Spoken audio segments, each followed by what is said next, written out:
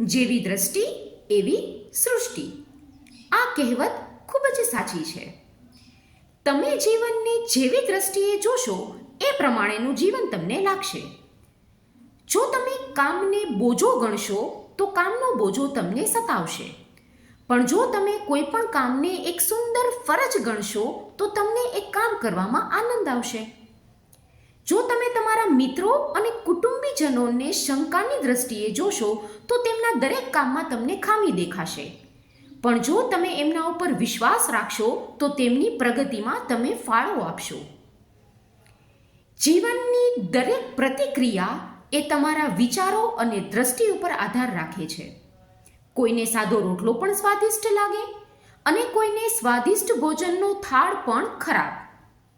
આમાં રોટલો કે ભોજન સારું કે ખરાબ નથી હોતું, તમારા વિચારો સારા કે ખરાબ હોય છે. આ માટે જીવનને આનંદથી જીવવા માટે તેને વક્ર દ્રષ્ટિએ નહીં પણ વિવેકપૂર્ણ દ્રષ્ટિથી જોવાનો પ્રયત્ન કરવો જોઈએ. આપણે આપણા અહંકાર, ઈર્ષા અને સ્વાર્થને કારણે બીજાને વક્ર દ્રષ્ટિએ જોઈએ છીએ અને સત્ય સ્વીકારતા નથી, જેમાં નુકસાન આપણને જ થાય છે. આથી જીવનને જીવવા માટે જો કહેવતોને સારી રીતે સમજી અને જીવનમાં ઉતારીએ તો આપણી ઉન્નતિ થશે.